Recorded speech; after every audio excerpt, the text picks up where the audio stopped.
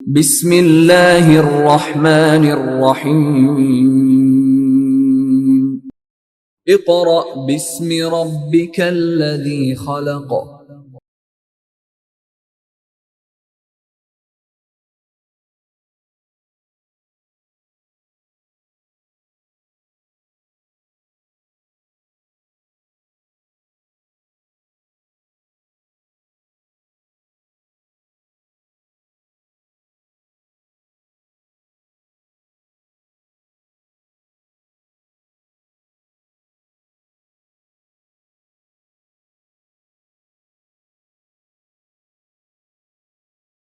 معزز سامعین، طلباء و طالبات، السلام علیکم ورحمۃ اللہ وبرکاتہ۔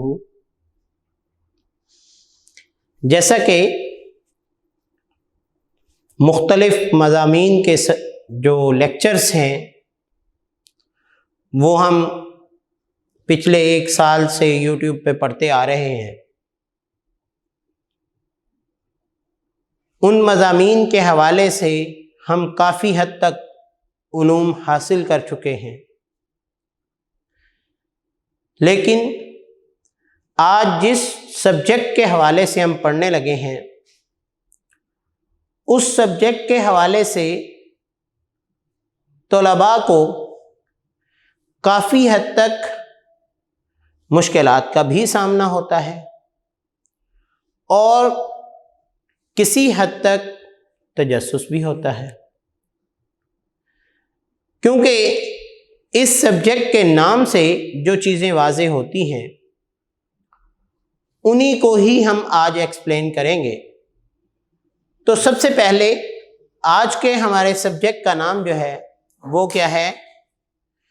جغرافیہ۔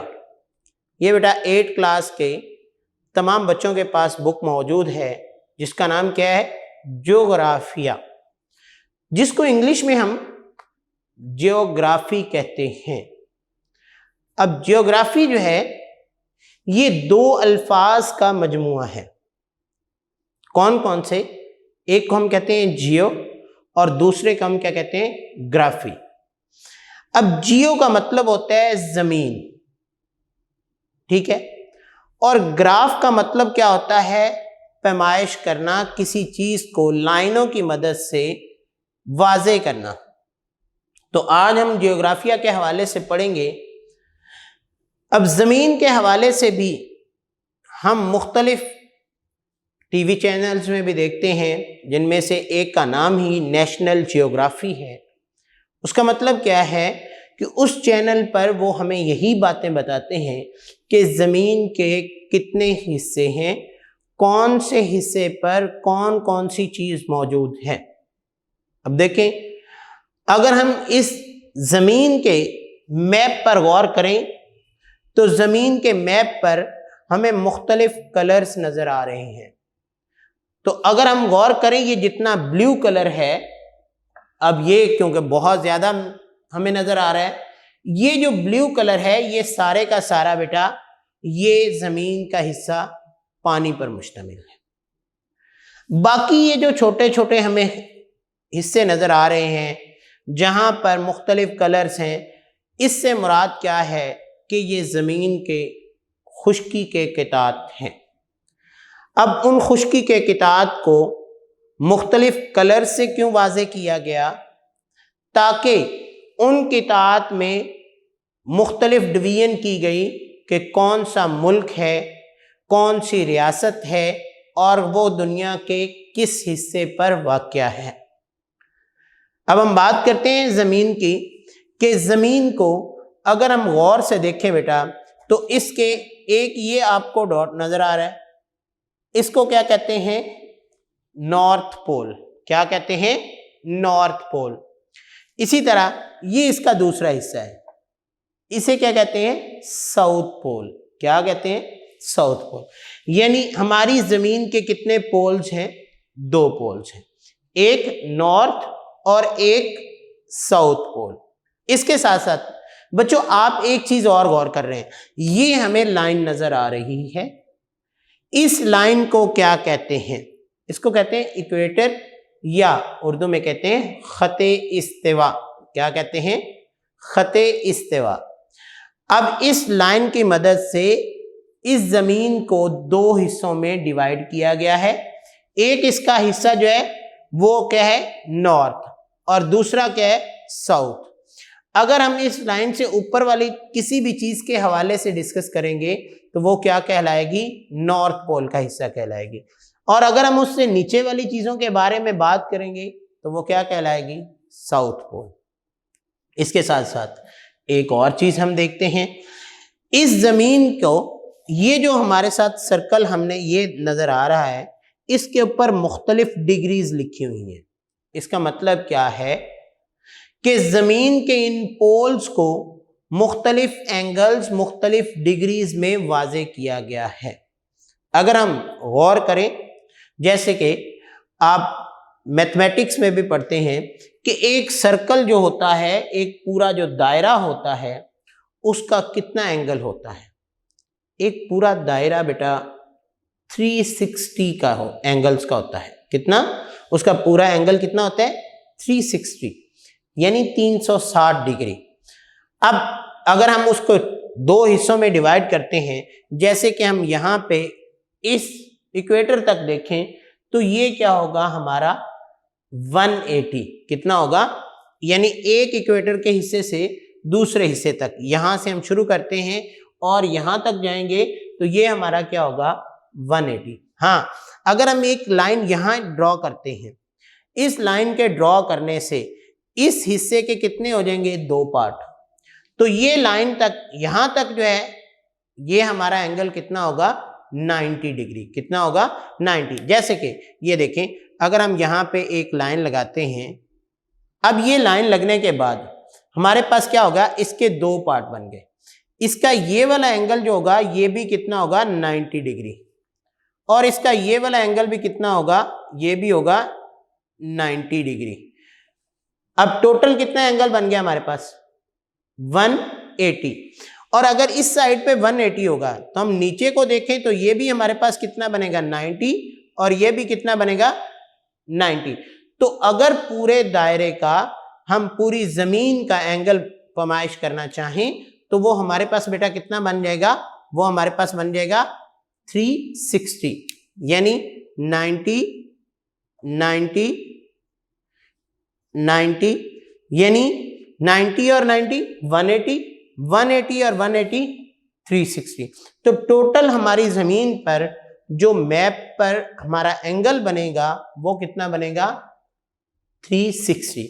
اسی طریقے سے ہم اس چیز کے بارے میں جانتے ہیں کہ ہمارا فرض کیا ہم ملک پاکستان کے بارے میں جاننا چاہیں تو ہم اس میپ سے یہ اندازہ لگائیں گے کہ ہمارا جو پاکستان ہے وہ نارتھ میں ہے یا ساؤتھ میں ہے۔ کہاں پہ ہے؟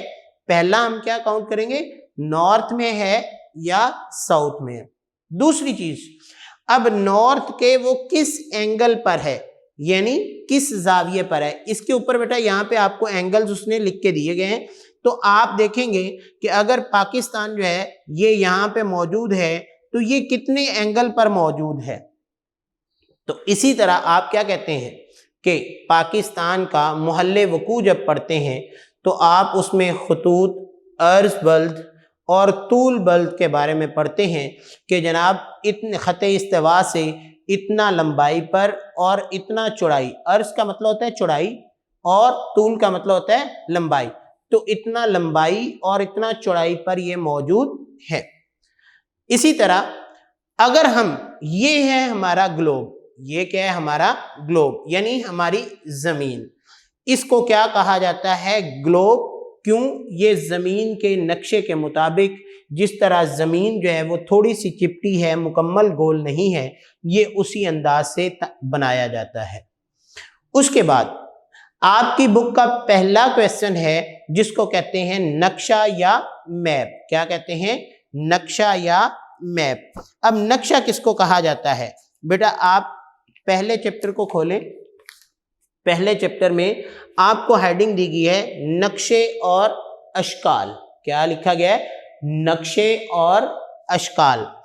اب اس میں پہلا جو میپ ہے، میپ کے بارے میں ہم جانتے ہیں کہ میپ اس نے کیوں کہا ہے اس کو۔ ہم نے تو یہاں پہ گلوب کی بات کی ہے. تو میپ کیا ہے؟ جب کسی بھی زمین کے حصے کو یا پوری کی پوری زمین کو کسی ہموار سطح پر، جیسا کہ اب یہ دیکھیں ہمارے پاس کیا ہے کہ یہ ایک ہموار سطح ہے، اس ہموار سطح پر زمین کے اس حصے کو، جو کون سا ہے؟ پاکستان کا، پاکستان کے اس حصے کو ایک ہموار سطح پر بیان کیا گیا ہے، واضح کیا گیا ہے، اور اس کو منتقل کرنے کے بعد اس کی تمام چیزوں کے بارے میں ہمیں ایکسپلین کیا گیا ہے. تو اس ہموار سطح پر لکھنے کے واضح کرنے کو ہم کیا کہتے ہیں؟ میپ. اس کو کیا کہتے ہیں؟ میپ. یعنی یہ زمین کا کیا ہے؟ ایک حصہ. تو میں نے آپ کو کیا ڈیفینیشن بتائی ہے کہ پوری کی پوری زمین یا زمین کا کچھ حصہ، اس کو ہموار سطح پر پیمانے کے مطابق منتقل کرنا نقشہ کہلاتا ہے. تو پیمانہ کیا ہے؟ ابھی ہم نے اس گلوب پر پڑھا تھا کہ زمین جو ہے اس پر ایک کیا ہے؟ ایکویٹر ہے، خط استوا ہے. اس پر مختلف قسم کے اینگلز میں نے آپ کو بتائے کہ یہ جو آپ کے اوپر جو ہے وہ اتنے زاویے پر کون سی چیز موجود ہے. لہذا ان تمام چیزوں کے حوالے سے جب ہم بات کر رہے ہیں کہ اتنے زاویے پر ہے، تو زمین کے نقشے کی جب ہم بات کرتے ہیں تو زمین پر پاکستان کا نقشہ کیا ہے کہ پاکستان دنیا کے کس حصے پر واقع ہے. تو یہاں پہ اگر آپ بیٹا غور کریں تو پاکستان کی تمام چیزوں کے بارے میں بیان کیا گیا ہے کہ پاکستان دنیا کے اس حصے پر واقع ہے. پاکستان کے جو مشہور شہر ہیں ان کے درمیان فاصلہ کتنا ہے، یہ بھی کیا ہے؟ پیمائش کے مطابق. اس طرح پاکستان کے کون سے حصوں میں معدنی ذخائر موجود ہیں، اس طرح پاکستان کے کس کس حصے کا سالانہ اوسط درجہ حرارت کیا ہے. اس طرح یہ بتایا جاتا ہے کہ پاکستان میں کون کون سی صنعتیں موجود ہیں، یا پاکستان کے کن کن صوبوں میں کون کون سے منصوبے ہیں. اب یہ چیز واضح کیا کی جاتی ہے؟ یہ میپ سے کی جاتی ہے. اس کے ساتھ ساتھ بیٹا ہم غور کریں کہ یہاں پہ جموں و کشمیر کو ایک الگ کلر سے واضح کیا گیا ہے، گلگت کو، اور شمال مغربی صوبہ جو ہے جسے سرحد آج کل ہم اسے کہتے ہیں خیبر پختونخوا یعنی KPK بولا جاتا ہے، اس کو ایک الگ کلر سے، پنجاب کو ایک اور الگ کلر سے، اور اسی طرح بلوچستان کو الگ کلر سے، سندھ کو الگ کلر سے. تو یہ مختلف رنگوں میں ایک میپ کو کیوں واضح کیا جاتا ہے؟ تاکہ ہمیں اس حصے کی پیمائش ہو سکے، اس کی حدود کا اندازہ لگایا جا سکے. اس کے ساتھ ساتھ جو میں نے آپ کو بیٹا باتیں بتائی ہیں کہ یہ مختلف آپ کو حصے کیوں بیان کیے گئے ہیں، کیونکہ ایک نقشہ بنانے کا جو مقصد ہوتا ہے وہ یہی ہوتا ہے کہ آپ اس زمین کے خطے پر اس بات کی پہچان کر لیں کہ اس خطے میں کون کون سے خد و خال ہیں، اس خطے میں کتنی صنعتیں موجود ہیں، اس خطے کی گنجانیت کیا ہے، اس خطے میں اوسط سالانہ بارش کتنی ہوتی ہے. یہ تمام علوم حاصل کرنے کے لیے جب ہم کسی بھی خطے کو ایک ہموار سطح پر واضح کرتے ہیں تو اسے کیا کہتے ہیں؟ نقشہ کہتے ہیں. اب نقشے کے مختلف انداز اور طریقے ہیں. دنیا کے مختلف خطوں میں صنعتی پیداوار کے بارے میں پہچاننا، آبادی کے بارے میں جانکاری کرنا، زرعی پیداوار اور دیگر وسائل کی تقسیم میں فرق پہچاننا، یہ ہمارے پاس نقشوں کی مدد سے آسان ہوتا ہے. دنیا کے مختلف مقامات کے مطالعے کے سلسلے میں سب سے پہلے جو بات جانی جاتی ہے وہ میں نے آپ کو ابھی شروع میں کی کہ وہ اس چیز کا محل وقوع جانا جاتا ہے. کس چیز کا؟ اس چیز کا محل وقوع. محل وقوع کا مطلب کیا ہے کہ یہ چیز اس کے ارد گرد کیا ہے. اب دیکھیں جیسے اگر ہم پاکستان کی بیٹا بات کریں تو پاکستان کا نقشہ ہمارے سامنے ہے. پاکستان کے ایک طرف کیا ہے؟ افغانستان. مشرق میں کیا ہے سارا؟ انڈیا یا بھارت. اسی طرح ایک طرف اس کے بحیرہ عرب جس کو ہم کیا ہے، جہاں پہ ہماری جو بن قاسم پورٹ بھی موجود ہے. اسی طرح بلوچستان کے اس حصے پر گوادر کی بندرگاہ بن رہی ہے جو ہماری بحیرہ عرب سے ملتی ہے، اور ایک طرف ہمارے کیا ہے، عوامی جمہوریہ چین ہے۔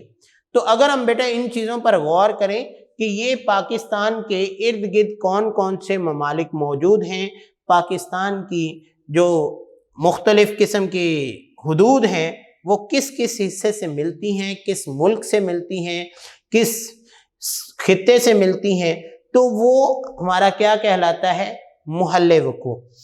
اور محل وقوع کو صرف نقشے کی مدد سے اگر ہم دیکھیں تو ہمیں اس کو سمجھنا کوئی مشکل نہیں ہوتا۔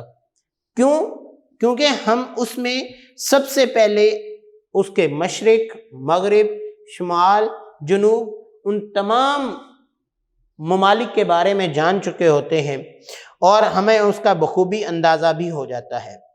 اس طرح ان نقشوں کی مختلف اقسام بیان کی گئی ہیں۔ کیسے؟ اب کئی نقشے دنیا میں ایسے ہیں جن میں صرف اور صرف اس ملک کے یا زمین کے اس خطے کے معدنی ذخائر کے بارے میں بات کی جاتی ہے۔ جیسے اگر ہم بات کریں کہ ہمارے سامنے جو اس وقت نقشہ موجود ہے پاکستان کا، کہ پاکستان کے کون کون سے حصوں پر معدنی ایندھن، معدنی ذخائر موجود ہیں۔ اس طرح اگر ہم دوسرے نقشے کی بات کریں تو وہ کسی بھی جگہ کے حوالے سے اس کا درجہ حرارت واضح کر سکتا ہے۔ اب جیسے ہم پاکستان میں رہتے ہیں، اسی ملک پاکستان میں اگر ہم غور کریں تو کیا ہمارے گلگت، جموں و کشمیر اور پنجاب کا ٹمپریچر ایک جیسا رہتا ہے؟ نہیں، ان کے درجہ حرارت میں بہت فرق ہے۔ اس طرح پنجاب اور بلوچستان کے سبی کے علاقے جو ہیں، کیا ان کا درجہ حرارت ایک جیسا رہتا ہے؟ نہیں۔ کیا مطلب ہے کہ ایک ہی خطے میں، جس کو ہم خطہ ایک کہتے ہیں، زمین کا ایک خشکی کا ٹکڑا جو ہے، اس کے مختلف حصوں پر ان کے درجہ حرارت کی تقسیم، ان کے طبعی خد و خال، ان کی موسمی صورتحال اور اس کے اقتصادی اور معاشی طور طریقوں کو جاننے کے لیے ہم نقشوں کا سہارا لیتے ہیں، اور ان سے ہمیں ہر چیز کے بارے میں بخوبی اندازہ بھی ہو جاتا ہے کہ وہ خطہ جو ہے وہ اس وقت دنیا میں کس حد تک ترقی کر رہا ہے۔ اسی طرح اگر ہم ان نقشوں کا سہارا لیتے ہوئے آگے چیزوں کو دیکھیں گے تو ہمیں کسی بھی ملک کے کون کون سے نقشوں کا پتہ چل سکتا ہے، اس کی سیاسی صورتحال کا پتہ چل سکتا ہے، اس کی طبعی صورتحال کا پتہ چل سکتا ہے، اور اس کی تمام تر معاشی صورتحال کا اندازہ ہمیں نقشوں سے ہی ہو سکتا ہے۔ کیوں؟ ہم جب آبادی کے توازن کا اندازہ لگائیں گے تو اس آبادی کے توازن کے ساتھ اگر ہم صنعتوں کا اندازہ لگائیں گے یا ہم معدنی ایندھن کا اندازہ کریں گے تو اس سے ہمیں کیا واضح ہو جائے گا کہ ہمارے اس خطے میں کس حد تک قدرتی وسائل موجود ہیں، کس حد تک ہم نے صنعتوں کا استعمال کیا ہے، اور کس حد تک ہمارے شہروں کے درمیان فاصلہ موجود ہے۔ اب اس نقشے کو سمجھنے میں میرے خیال سے بیٹا آپ کو کوئی دقت پیش نہیں آئے گی، کیونکہ ہم نے آغاز کہاں سے کیا تھا؟ گلوب سے، اور گلوب اس کو کیوں کہا جاتا ہے؟ کیونکہ یہ آپ کو دائروی شکل میں نظر آتا ہے، اس پر مختلف اینگلز بنتے ہیں، لیکن اگر اسی گلوب کو ہم ہموار سطح پر بیان کرتے ہیں تو وہ ہمارا کیا کہلاتا ہے؟ نقشہ کہلاتا ہے۔ اور اس نقشے کا بنانے کا مقصد میں نے آپ کو بتا دیا کہ اس کے مختلف حصوں کے بارے میں جانکاری، اس کے مختلف حصوں کے بارے میں علوم حاصل کرنا ہے۔ اس طرح اگر ہم پاکستان کے نقشے میں یہ غور کر رہے ہیں کہ جناب پاکستان کا محل وقوع کیا ہے، پاکستان کا دارالحکومت کون سا ہے، پاکستان کا صدر مقام کون سا ہے، اور کس صوبے کا صدر مقام کون سا ہے، اسی طرح پاکستان میں ہمیں اندازہ ہو جائے گا اس میں جھیلیں کتنی ہیں، اس میں دریا کتنے ہیں، یا اس کے مختلف حصوں کے بارے میں معاشی خد و خال کا ہم اندازہ کرتے ہیں، اور اس کی گنجانیت کے حوالے سے اکثر ہم اس بارے میں پڑھتے رہتے ہیں کہ پنجاب جو ہے وہ انتہائی گنجان آباد ہے، بلوچستان میں آبادی بہت کم ہے۔ تو یہ کیا ہے؟ اس کو اگر ہم یہاں پہ نقشے پہ واضح کریں گے تو ہمیں ہر چیز کا پتہ چل جائے گا کہ کون سے حصے میں آبادی زیادہ ہے، کون سے حصے میں آبادی کم ہے۔ اس کے ساتھ ساتھ یہ کسی بھی حصے کے حوالے سے بیان کیا جا سکتا ہے۔ دنیا میں ہم دیکھیں تو اٹلسی نقشے جو ہیں وہ بہت مشہور ہیں، کیونکہ چند نقشے دنیا کے میں آپ کو بتاتا جاؤں گا جن کے حوالے سے دنیا کے علوم حاصل کیے جاتے ہیں۔ تو اٹلسی نقشے جو ہیں وہ عموماً دنیا، بر اعظموں اور ملکوں کے متعلق عام معلومات پیش کرتے ہیں، ان میں تفصیلات کی کمی ہوتی ہے۔ اب دیکھیں، اگر ہم یہاں پہ غور کریں، ہمارے صرف پاکستان جو کہ ایک بہت چھوٹا سا ملک ہے، اس کی بہت زیادہ چیزوں کے بارے میں ہمیں بیان کیا گیا ہے، لیکن اگر ہم یہی چیز جو ہے پاکستان کے حوالے سے بیٹا یہاں پہ اس گلوب پر دیکھیں تو ہمیں پاکستان کے میکسیمم اس نے 3 یا 4 شہروں کے بارے میں بیان کیا، اس نے باقی کچھ بھی نہیں۔ تو اٹلسی نقشہ کیا ہے؟ وہ اس طرح یہ پوری دنیا کا نقشہ ہو سکتا ہے یا ایک خطے کا نقشہ ہو سکتا ہے، جس کی مدد سے صرف اور صرف بہت کم معلومات حاصل کی جاتی ہے کہ اس ملک میں یا اس خطے میں بڑے بڑے یا مشہور جگہیں کون سی ہیں۔ لیکن اگر ہم اٹلسی نقشوں کے بارے میں معلومات حاصل کریں تو ہمارے پاس سب سے بڑا فائدہ کیا ہوتا ہے کہ ہم ایک ہی وقت میں زمین کے بہت بڑے حصے کے بارے میں چند معلومات حاصل کر لیتے ہیں۔ اس کے ساتھ ساتھ اٹلسی نقشے جو ہیں وہ زمین کے مختلف حصوں کے حوالے سے ہمیں بتاتے ہیں کہ اس حصے میں جنگلات کتنے ہیں، اس کے درجہ حرارت کی تقسیم کیا ہے، معدنیات اور موسمی صورتحال کیا ہے۔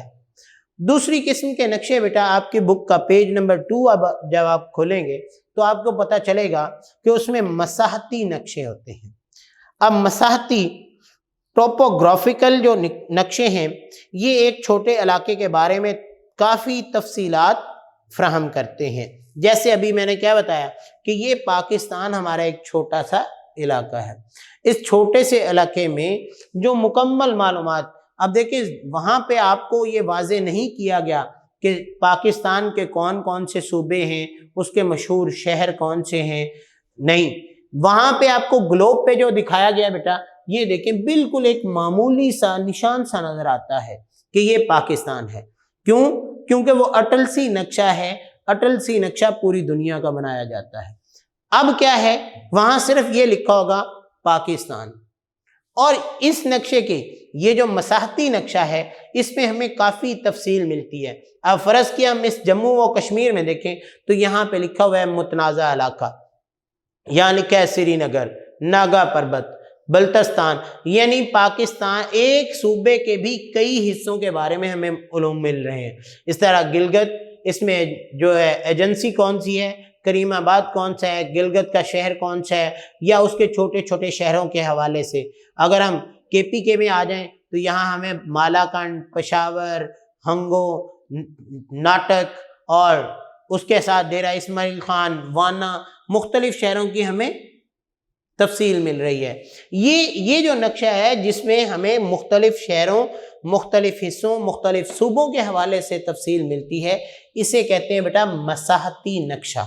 کیا کہتے ہیں؟ مساحتی نقشہ، ٹوپوگرافیکل۔ اس کے بعد آ جاتے ہیں ہمارے رقبائی نقشے، رقبے کے لحاظ سے، جس میں دنیا کے جتنے بھی بڑے نقشے ہیں ان کو چھوٹے چھوٹے نقشوں میں تقسیم کیا جاتا ہے رقبے کے لحاظ سے، اور ایسے نقشوں پر دیگر معلومات کے علاوہ گاؤں، ان کے کھیتوں اور اس کی مزید تفصیل کے بارے میں پڑھا جا سکتا ہے۔ جیسے میں آپ کو مثال دیتا ہوں کہ یہاں پہ ہمارے پاس پنجاب اور بلوچستان، ان دونوں کے رقبے کے حوالے سے ہمیں اندازہ ہو رہا ہے کہ پنجاب جو ہے یہ چھوٹا ہے جبکہ بلوچستان کا رقبہ بہت بڑا ہے۔ اب اگر ہم رقبائی نقشے کے لحاظ سے پڑھیں گے تو پنجاب میں ہمیں چھوٹے چھوٹے حصے یعنی شکر گڑھ، نارووال، گجرانوالہ، حافظ آباد، پنڈی بھٹیاں، سرگودا، ساہیوال، اس کے ساتھ نورپور، گوروالا، بھکھر، منکیر، اس کے بعد اکاڑا، شورکوٹ۔ اب یہ دیکھیں اس نے بہت زیادہ حصوں، حتیٰ کہ چھوٹے چھوٹے شہروں کے ساتھ ساتھ جو اٹیچ ان کے چھوٹے گاؤں ہیں ان کے حوالے سے بھی یہاں بیان کیا گیا ہے۔ تو یہ کس میں بیان کیا جاتا ہے؟ رقبائی۔ تو دیکھیں بیٹا یہ ترتیب کیا ہے کہ سب سے پہلے اٹل سی نقشے جو کہ پوری دنیا کے بیان کیے جاتے ہیں، اس کے بعد اگر ان کو اس سے زیادہ تفصیل ہمیں چاہیے تو ہم مساحتی نقشے سے لیتے ہیں۔ مساحتی نقشہ ایک خطے کے بارے میں ہمیں تفصیلات دیتا ہے، اگر اس خطے کے بھی مزید چھوٹے چھوٹے حصوں کے حوالے سے تفصیل ہمیں چاہیے تو وہ ہمیں رقبائی نقشوں میں ملتی ہے۔ اس کے بعد ہم چوتھی قسم جو پڑھتے ہیں وہ ہوتے ہیں ہمارے تقسیمی نقشے۔ تقسیمی نقشے کون سے نقشے ہوتے ہیں؟ جن نقشوں میں تقسیم آبادی کے حوالے سے پڑھا جاتا ہے، جیسے پنجاب چھوٹا حصہ ہے لیکن یہ رقبے کے لحاظ سے تو چھوٹا ہے، جب ہم تقسیمی لحاظ سے دیکھیں گے تو اس میں آبادی زیادہ ہے، جبکہ بلوچستان رقبے کے لحاظ سے رقبائی نقشے میں ہمیں بڑا نظر آ رہا ہے، اگر ہم اس میں آبادی کا تناسب دیکھیں گے تو بہت چھوٹا ہوگا۔ اسی طرح اس تقسیمی نقشے کو مزید دو حصوں میں ڈیوائیڈ کیا گیا ہے، ایک ہے نوعیتی نقشے، کون سے؟ نوعیتی، اور دوسرے کون سے ہوتے ہیں؟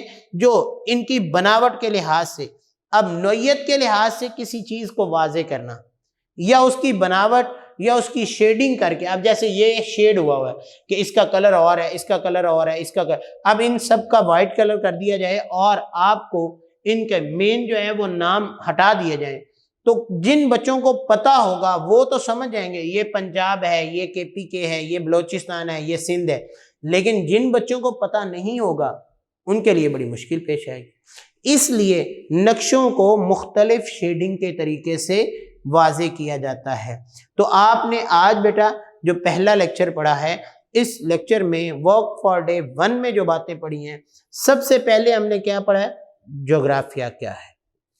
اس کے بعد ہم نے کیا پڑھا ہے کہ جغرافیہ کا نام کتنے حصوں سے مل کر بنا ہے اور اس کا مطلب کیا ہوتا ہے۔ زمین کی پیمائش، جب ہم زمین کی پیمائش کے حوالے سے پڑھتے ہیں تو اس کے بعد ہم نے دیکھا کہ زمین کو مختلف حصوں میں ڈیوائیڈ کیا گیا ہے، اس کے پولز کون کون سے ہیں، ان پولز کے ساتھ ساتھ اس کے اینگلز کون کون سے ہیں، ان زاویوں کے ساتھ ساتھ ہم نے اس کی وضاحت پڑھی کہ اگر ہم اس زمین کے مختلف حصے کرتے ہیں تو وہ حصے ہمارے لیے کتنے امپورٹنٹ ہیں، ان کے بارے میں جانکاری حاصل کرنا ہمیں کس طرح اہم ہے۔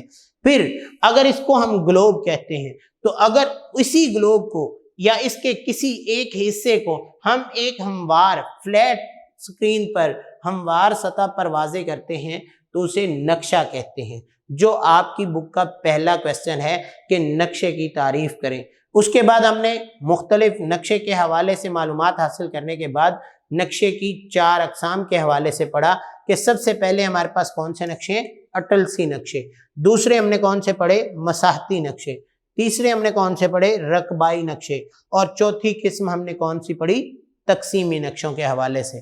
تو بیٹا جب بھی آپ نے یہ لیکچر سننا ہے آپ نے اپنی بک سامنے رکھنی ہے، دھیان سے پڑھنا ہے، اگر آپ کو کوئی چیز نہ سمجھ آئے تو آپ ہم سے رابطہ کر سکتے ہیں۔ تب تک کے لیے اپنا خیال رکھیے، اپنے والدین کا خیال رکھیے، مجھے اجازت دیجیے، اللہ حافظ۔ ڈیئر پیرنٹس اور اسٹوڈنٹس، ٹیچر جب پڑھا رہے تھے تو ان سے غلطی سے اٹلسی نقشوں کی بجائے منہ سے اٹلسی نقشے نکل گیا، اس کے لیے معذرت خواہ ہیں، آئندہ خیال رکھا جائے گا۔ اٹلس سے اٹلسی نقشہ ہوگا، یہ اٹلسی نہیں ہوگا۔ شکریہ۔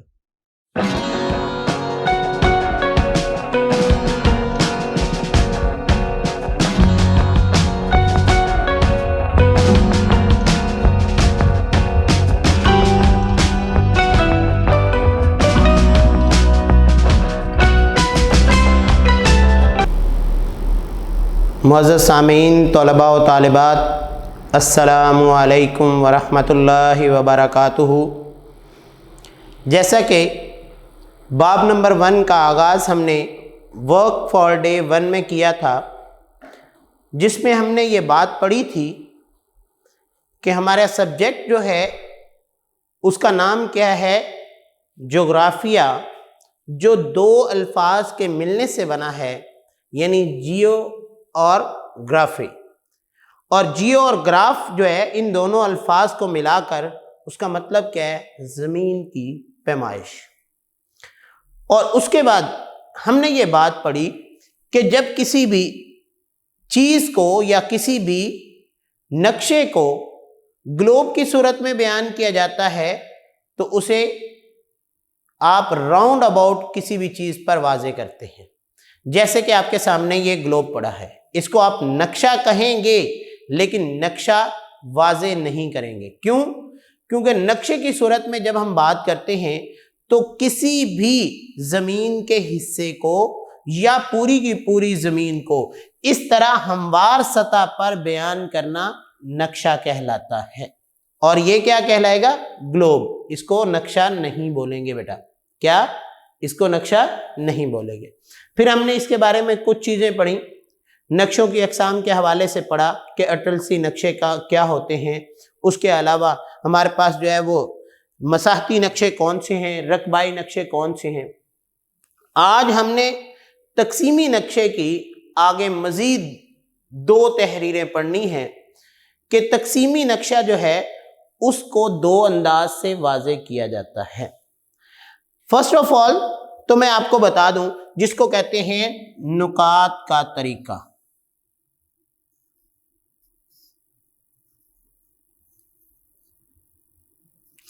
نقطے سے نکلا ہے، اس کا پلورل جمع ہے نکات، جس کو ہم کیا کہتے ہیں؟ ڈاٹ.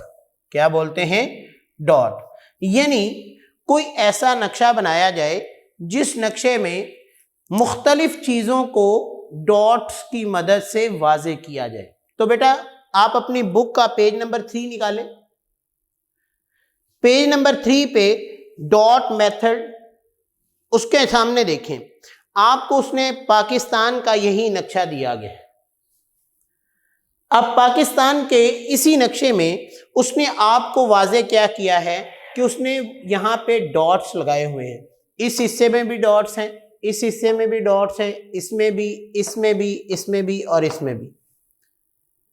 اب ڈاٹس لگا کے جب اس نے ایک نقشے کو اس انداز سے بیان کیا ہے،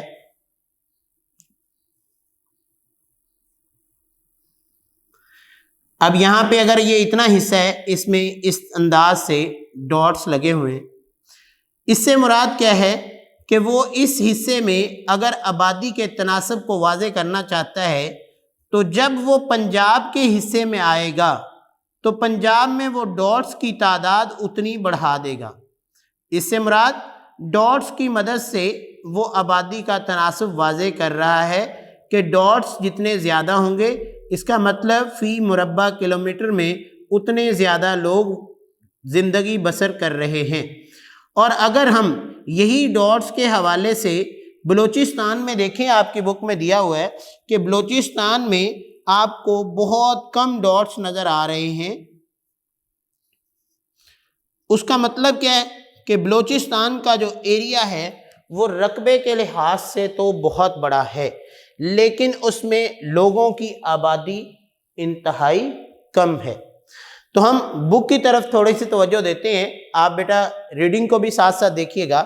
جب کسی علاقے کی آبادی کی تقسیم یا زرعی پیداوار کو نقشوں پر دیکھنا ہو تو اس کے لیے کسی خاص مدت کے مطابق اعداد و شمار دیے جاتے ہیں کہ کون سے دور میں. اب جیسے آپ کو اکثر گراف ملتے ہیں، اس گراف میں آپ کو بتایا جاتا ہے کہ جناب 2012 کے اعداد و شمار کے مطابق یہ تھا، 2009 کے اعداد و شمار کے مطابق وہاں پہ یہ تناسب تھا. اس طرح 2014-15 کے سروے کے مطابق وہاں پہ زرعی اجناس اتنی پیدا ہوئی، وہاں پہ لوگوں کی آبادی اتنی ہو چکی تھی. 2018-19 کے اعداد و شمار کے مطابق وہاں پہ آبادی جو ہے وہ اتنی بڑھ چکی تھی، پیداوار میں اتنی کمی آ گئی یا اتنی بڑھوتری ہوگی. اس طرح 2020-21 کے مطابق یہ کیا ہوتا ہے کہ اس نقشے کو اپ ڈیٹ کرنے کے لیے وہ آپ کو اعداد و شمار کا واضح کرتے ہیں. تو ان کو نقشوں پر ظاہر کرنے کے لیے انہوں نے ڈاٹس کا طریقہ استعمال کیا. کیا کیا ہے؟ ڈاٹس کا طریقہ استعمال کیا. اس کو کیا کہتے ہیں؟ نکات کا طریقہ یا ڈاٹ میتھڈ. اس قسم کے تقسیمی نقشوں کو تیار کرنے کے لیے متعلقہ خاکے کو چھوٹے چھوٹے حصوں یعنی ٹاؤنز، تحصیلوں، ضلعوں اور صوبوں میں تقسیم کر لیا جاتا ہے. جیسے دیکھیں میں نے یہ آپ کو صوبہ گلگت، یہ ہمارے پاس جموں و کشمیر، یہ پنجاب، یہ خیبر پختونخوا، یہ بلوچستان اور یہ سندھ. اب یہ کیا ہے کہ میں نے اس کے مختلف حصے آپ کے سامنے کرنے کے بعد نقطوں کا ایک پیمانہ مقرر کر لیا جاتا ہے. یعنی ایک ڈاٹ کا مطلب ہے کہ 1000 لوگ یا 1,00,000 لوگ. اس کا مطلب کیا ہے کہ اگر ہم 1000 لوگ ہیں تو ایک حصے میں اگر 1,00,000 لوگ رہتے ہیں تو ہم وہاں پہ کتنے ڈاٹ لگائیں گے؟ 10 ڈاٹس لگا دیں گے. یہ کیا ہوتا ہے؟ اسکیل بنانا. اب میتھمیٹکس میں بھی یہی بات پڑھتے ہیں کہ وہاں پہ آپ کوئی بھی گراف بنانا ہو تو اس گراف کے لیے آپ پہلے اسکیلنگ کرتے ہیں. اسی طرح بیٹا آپ نے کبھی غور کیا ہو کہ آپ کسی گھر کا نقشہ دیکھتے ہیں تو گھر کا نقشہ بنواتے ہوئے وہ کیا آپ کا اگر 10 مرلے کا گھر ہے تو 10 مرلے جتنے پیپر لے کے آتے ہیں؟ نہیں، وہ سب سے پہلے اسکیلنگ کرتے ہیں کہ آپ کے گھر کی اگر لینتھ جو ہے وہ 50 میٹر تک ہے یا 50 فٹ تک ہے تو اس کو وہ پہلے سینٹی میٹرز میں آپ کو ڈیوائڈ کر کے اسکیل لکھ دیتے ہیں کہ 10 میٹر جو ہے وہ 2 سینٹی میٹر کے برابر ہے یا 1 سینٹی میٹر کے وہ اسکیل لکھا ہوتا ہے. اس کے مطابق آپ کو وہ ایک میپ جو ہے وہ آپ کو پیج پر بنا کے دے دیتے ہیں.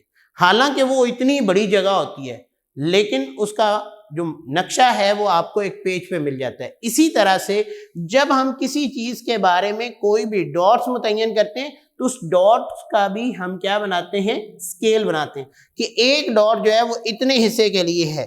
اس کے بعد نقطوں کی تعداد بہت زیادہ ہونے کی صورت میں ہو سکتا ہے کسی حصے میں جگہ ناکافی ہو یا بہت کم ہونے کی صورت میں نقشے کا صحیح نظر نہ آنا تصور میں لایا جا سکتا ہے. اب دیکھیں جیسے پنجاب میں جگہ بہت تھوڑی ہے لیکن ڈاٹس بہت زیادہ لگے ہوئے ہیں. کئی جگہیں تو آپ کو نقشے میں نظر آ رہی ہوں گی وہاں بہت زیادہ ہیں. اس طرح سندھ میں اس جگہ پہ جا کے آپ دیکھیں ڈاٹس اتنے ہیں کہ وہ بالکل بلیک ہوئے. اس کا مطلب کیا ہے کہ وہ کراچی کا علاقہ ہے جہاں پہ لوگوں کی تعداد حد سے زیادہ ہے. تو یہ کیا ہوتا ہے کہ اس نقشے کے طریقے کو کیا کہتے ہیں؟ نکات کا طریقہ. یعنی نقطوں کی مدد سے، ڈاٹس کی مدد سے آپ کسی چیز کو واضح کر رہے ہوتے ہیں. اس کے بعد دوسرا طریقہ جو اب ہمارے سامنے موجود ہے اس کو کہتے ہیں شیڈنگ کا طریقہ. دوسرے طریقے کا نام کیا ہے؟ ایک تو ہم نے نکات کا طریقہ، ایک ہمارے سامنے یہ جو ہے اسے ہم کہتے ہیں شیڈنگ کا طریقہ.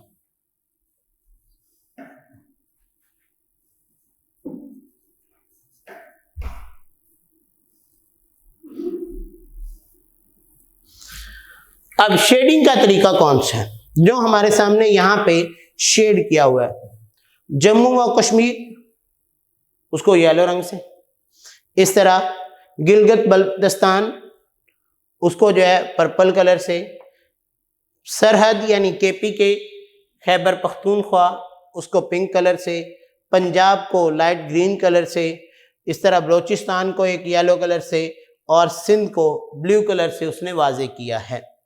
اس میں کیا ہوتا ہے کہ اس میں مختلف چیزوں کو واضح کرنے کے لیے مختلف شیڈنگ کی جاتی ہے. جیسے آپ اگر اپنی بک کے بیٹا پیج نمبر 4 پہ دیکھیں اس میں کیا ہوا ہے کہ اس نے اس حصے کو جو کلر کیا ہے اس میں 1-2 اور کلر کے ڈاٹس لگائے ہیں. وہ ڈاٹس نہیں بلکہ وہ شیڈ کر دیا ہے کہ جناب یہاں کا جو ہے وہ سب سے امپورٹنٹ شہر کون سا ہے، یہاں کا امپورٹنٹ شہر کون سا ہے اور اس میں کتنا علاقہ جو ہے وہ متنازع ہے، یہاں کے جو ہے وہ اہم شہر کون سے ہیں، اس طرح پنجاب کے اہم شہر کون سے ہیں، وہاں پہ آبادی کا تناسب کیا ہے، وہاں کی زرعی پیداوار کیا ہے، بلوچستان کی زرعی پیداوار کیا ہے. تو آپ کی بک میں بیٹا اس نے آپ کو 7 کیا اسکیل بنا کے دیا ہے. اسکیل کیا ہے؟ جیسے دیکھیں یہاں پہ ہم دیکھیں اس نے لکھا ہے پاکستان کا پیمانہ کیا ہے، کتنی لمبائی ہے. دارالحکومت کے سامنے جہاں پہ ہوگا وہاں پہ اس نے یہ آپ کو ایک سرکل لگا کے اس پہ لائنز شو کی ہوئی ہیں. صدر مقام کسی بھی صوبے کا جو ہوگا اس کو یہ والا نشان دیا گیا ہے. اس طرح صدر مقام ضلع کا جو ہوگا اس کو ڈاٹ سے، دیگر مقامات جو ہیں ان کو سرکل سے، جو درے ہیں ان کو کراس سے. اس طرح جہاں پہ جھیلیں اور دریا ہیں وہاں پہ اس نے یہ آپ کو ایک الگ سی شکل بنا کے دی ہوئی ہے. اسی طرح جو بین الاقوامی سرحدیں ہیں وہاں پہ یہ گرین اور ریڈ کلر کی ایک موٹی لائن لگائی ہے. صوبوں کی جو سرحدیں ہیں وہ اس سے تھوڑی سی باریک ہیں۔ اس طرح اس نقشے میں آپ ریڈ لائنز دیکھ رہے ہیں، وہ ساری کی ساری پکی سڑکیں ہیں۔ جہاں پہ تھوڑی سی موٹی ریڈ لائن ہے وہ موٹر وے ہے، جس کی مدد سے ہم لاہور سے اسلام آباد تک، اس کے علاوہ کچھ ڈاٹڈ ریڈ لائنز ہیں۔ اس کا مطلب کیا ہے کہ کچھ سڑکیں کچی ہیں، کچھ ٹریک ہیں اور کچھ پکی ہیں۔ اس طرح بلیک جو لائن یہاں پہ جتنی بھی اس نقشے میں ہیں وہ ساری کی ساری ہماری چھوٹی ریلوے لائنز ہیں۔ اب یہی چیز ہم یہاں پہ غور کریں، یہ پورے پاکستان کے مختلف حصوں کے حوالے سے اس نقشے کو واضح کیا جا رہا ہے۔ اس کا مطلب کیا ہے کہ یہ والے شیڈ، یہ والے انداز، یہ والے پوائنٹس جو ہیں وہ جہاں جہاں استعمال ہوں گے اس کو فائنڈ کرنے میں ہمیں مشکل پیش نہیں آئے گی۔ اس طرح جب کسی حصے کو شیڈ بنا لیا جاتا ہے تو اس کو سمجھنے میں آسانی ہوتی ہے۔ اب بیٹا ہم بک کی طرف غور کرتے ہیں۔ بعض اوقات کسی ملک کی آبادی یا مختلف اشیاء کی پیداوار کو نقشے پر ظاہر کرنے کے لیے کیا کیا جاتا ہے؟ شیڈنگ کا طریقہ استعمال کیا جاتا ہے۔ اب اس میں ایک کلر جو ہے وہ ایک صوبے کو دیا جاتا ہے، لیکن مختلف ہلکے یا ڈارک کلر کے شیڈ جو ہیں وہ اس میں لگا دیے جاتے ہیں۔ اس طریقے کی سب سے بڑی خامی یہ ہے کہ کسی شے کی مقدار تقسیم کے لحاظ سے یکساں معلوم ہوتی ہے، یعنی اس میں اگر ہم پنجاب میں ایک حصہ جو ہے وہ لاہور اگر اس کو شیڈ کرتے ہیں، ادھر سے ہم جو ہے وہ پشاور کو شیڈنگ کر دیتے ہیں، ادھر سے جو ہے سندھ میں ہم جا کے کراچی کو شیڈنگ کر دیتے ہیں، تو جب ہم شیڈنگ کریں گے تو وہ اس کے لیے کیا ہمارے لیے پرابلم آئے گی کہ ہم شیڈنگ کے لحاظ سے اس کا کوئی سرکل یا اس کا جو نشان ہے وہ بڑا چھوٹا نہیں لگاتے، ہم صرف پوائنٹ آؤٹ کرتے ہیں، جبکہ ان کی آبادی کے تناسب میں بہت زیادہ فرق ہوتا ہے۔ بعض اوقات زرعی پیداوار کو ظاہر کرنے کے لیے مختلف علاقوں میں پہاڑوں، دریاؤں اور جھیلوں کے غیر پیداواری علاقوں کو نظر انداز کرنا مشکل ہو جاتا ہے کہ کس حصے کو ہم اس پہ جو ہے وہ واضح کریں، کس کو نہ کریں، کس کو ہٹا دیں۔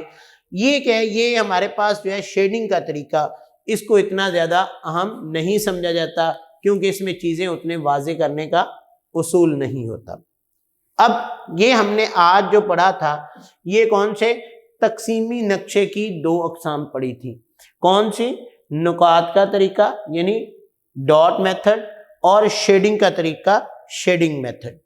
لیکن اس میں پرابلم کیا ہے؟ پرابلم یہ ہے بیٹا کہ تقسیمی نقشے جتنے ہیں ان تقسیمی نقشوں میں چند قسم کی خامیاں پائی جاتی ہیں۔ کیا پائی جاتی ہیں؟ خامیاں پائی جاتی ہیں۔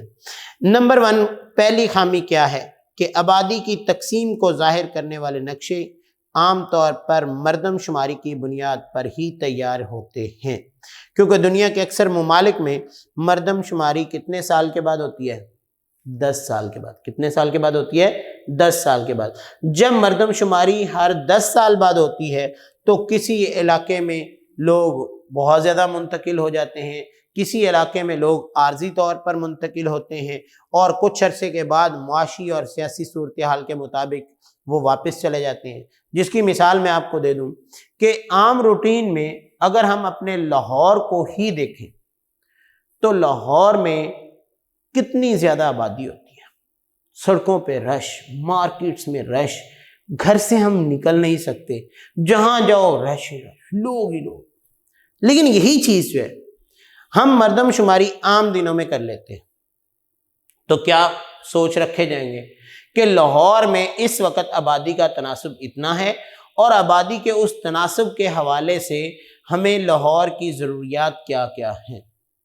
لیکن دوسری طرف جب عید کا موقع آتا ہے یا کوئی چھٹیاں آتی ہیں ان میں لاہور سارا خالی ہوتا ہے۔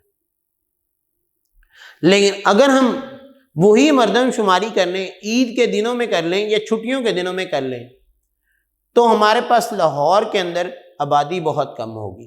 ہم اپنا تعین آبادی کے لحاظ سے یہاں کی ضروریات کا لگائیں گے اور جب وہ تخمینہ لگانے کے بعد لاہور کی ضروریات اتنی ہیں، فرض کیا ہم کہتے ہیں کہ لاہور کی آبادی جو ہے وہ 1 کروڑ ہے۔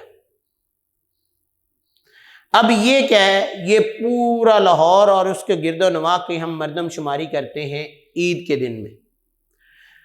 عید کے دن ختم ہوتے ہیں، ہم لاہور کے ضروریات زندگی کے تمام امور جو ہیں ان کی سیٹنگ کر دیتے ہیں 1 کروڑ کے لحاظ سے۔ عید ختم ہوئی، جو دیہات کے ورکنگ پیپل، جو لوگ یہاں پہ عارضی طور پر منتقل ہوئے ہوتے ہیں، وہ واپس آتے ہیں، یہاں کی آبادی ہو جاتی ہے 2 کروڑ۔ تو کیا ہوگا بیٹا؟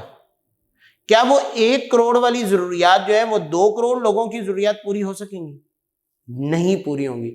جب ایسے مردم شماری میں پرابلم آئے گی تو اس طرح لوگوں کی ضروریات کو پورا کرنے میں بھی بہت زیادہ مشکلات کا سامنا ہوگا۔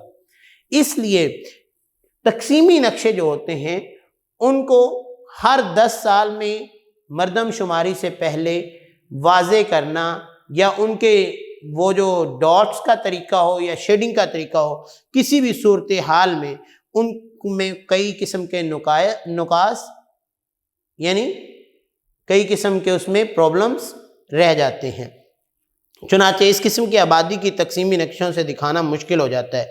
کسی ایک ملک یا علاقے میں آبادی کی گنجانی فی مربع کلومیٹر رنگوں کی مدد سے یا شیڈنگ سے ظاہر کی جاتی ہے، جو اس علاقے کی مکمل معلومات فراہم نہیں کرتے، کیونکہ علاقوں کی آبادی گنجانی تفاوت کو رنگوں اور شیڈز کے ذریعے ظاہر کرنا مشکل ہو جاتا ہے۔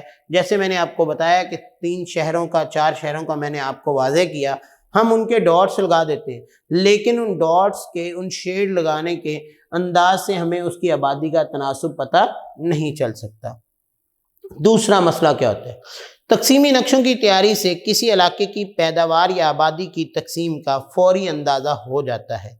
اکثر ان میں استعمال ہونے والے اعداد و شمار میں رد و بدل رہتا ہے۔ ہر سال تیار کیے گئے نقشہ جات کو تازہ ترین اعداد و شمار کے مطابق تیار کرنا لازمی ہو جاتا ہے، یعنی مردم شماری 10 سال کے بعد، لیکن نقشہ ہر سال۔ کیوں؟ کیونکہ ہر سال جو ہے وہ کوئی نہ کوئی نئی تبدیلی آ چکی ہوتی ہے۔ آپ غور کریں، اگر ہم لاہور کو ہی دیکھیں تو لاہور میں بیٹا کیا ہوتا ہے، ہر آنے والے سال میں لاہور کے ارد گرد کئی نئی سوسائٹیاں جنم لے چکی ہوتی ہیں، یعنی کوئی گارڈن بن گیا، کوئی سوسائٹی بن گئی، یا کوئی ٹاؤن بن گیا، جس کا لاہور کے ساتھ منسلک ہونا نظر آ رہا ہوتا ہے۔ جب اس کو لاہور کی ٹیریٹری میں ہم دیکھتے ہیں تو اگلے سال کے نقشے میں اگر وہ واضح نہ ہو تو لاہور کا وہ نقشہ مکمل نہیں ہوتا۔ لیکن اب کیونکہ مردم شماری ہونی ہے 10 سال کے بعد، تو 10 سال تک کیا اس کو لاہور کے ایریا سے ہم باہر کہیں؟ نہیں۔ اس لیے جو تقسیمی نقشے ہوتے ہیں یہ ہر سال اپ ڈیٹ کرنا لازم ہو جاتے ہیں۔ اگر تقسیمی نقشوں کو گزشتہ سالوں کی اوس نکال کر تیار کیا جائے تو اس سے فائدہ ہوگا، کیونکہ مختلف سالوں کی پیداوار میں کمی بیشی کو پورا کیا جا سکے گا۔ اب اس صورت میں کیا ہے کہ اس کو پرانے حصوں میں ہم پرانے سالوں میں، گزشتہ سالوں میں اپ ڈیٹ کو دیکھ کے بنا تو سکتے ہیں، لیکن پرابلمز وہی آتی ہیں کہ اعداد و شمار میں کمی بیشی ہو سکتی ہے۔ تو اس طرح بیٹا آج کا ہمارا ٹاپک انتہائی مختصر سا ٹاپک جو میں نے آپ کو پڑھایا، جس میں ہم نے کیا 3 چیزیں پڑھی ہیں۔ پہلی چیز کیا ہے؟ تقسیمی نقشے کتنی طرح کے ہوتے ہیں؟ 2 طرح کے۔ ان کے واضح کرنے کا طریقہ 2 طرح کا ہوتا ہے، ایک نکات کا طریقہ اور ایک شیڈنگ کا طریقہ۔ نکات کا طریقہ میں نے آپ کو ڈاٹس لگا کے بتا دیا، شیڈنگ کا طریقہ آپ کو میپ پہ سمجھا دیا۔ اس طرح اگر ہم شیڈنگ کرنے کے بعد ان دونوں جو طریقے ہیں ان پر غور کریں تو ہمارے جو تقسیمی نقشے ہوتے ہیں ان میں بیٹا کسی طرح کچھ نہ کچھ خامیاں باقی ہیں، اور 2 طرح کی خامیاں جو ہیں وہ میں نے آپ کو یہاں واضح کی ہیں کہ تقسیمی نقشوں میں 2 طرح کی خامیاں رہتی ہیں۔ ان 2 خامیوں کو اگر دور کیا جائے تو تقسیمی نقشے جو ہیں وہ بہترین ہو سکتے ہیں، لیکن وہ خامیاں دور نہیں ہو سکتی، کیونکہ اس میں آبادی کا تناسب، وہاں کے زرعی پیداوار، وہاں کے لوگوں کے خد و خال، اس کے علاوہ وہاں پہ امپورٹ اور ایکسپورٹ، آمد و رفت، صنعتیں، یہ تمام چیزیں جو ہیں وہ ہر آنے والے سال میں تبدیل ہو رہی ہوتی ہیں۔ اس طرح ان کی تبدیلی کے لیے اگر ہم نقشوں پر واضح کریں گے تو وہ ہر سال تقسیمی نقشے کو اپڈیٹ کرنا لازم ہو جاتا ہے۔ ہاں اس میں یہ آسانی ہے کہ پچھلے 3-4 سال میں ہم ایوریج نکالیں، اوسط نکالیں، اوسط کے مطابق اگلے سال کی بھی اپڈیٹ دے دیں تو وہ اس کے قریب ترین ہوتی ہے۔ تو بیٹا ان تینوں ٹاپکس کو جو ہیڈنگز آپ کو پڑھائی گئی ہیں کہ ڈاٹ میتھڈ، شیڈنگ میتھڈ اور اس کی جو خامیاں ہیں، ان کو آپ نے اچھے طریقے سے پڑھنا ہے۔ اگر ان میں کسی قسم کی کوئی بھی پرابلم آتی ہے تو آپ ہم سے شیئر کرتے ہیں، ہم انشاءاللہ آپ کی اس شیئر کردہ پرابلم کو آپ کو واضح کرنے کی پوری کوشش کریں گے۔ تب تک کے لیے اجازت دیجیے، اپنا اور اپنے والدین کا خیال رکھیے اور اپنی کتابوں میں دھیان دیجیے۔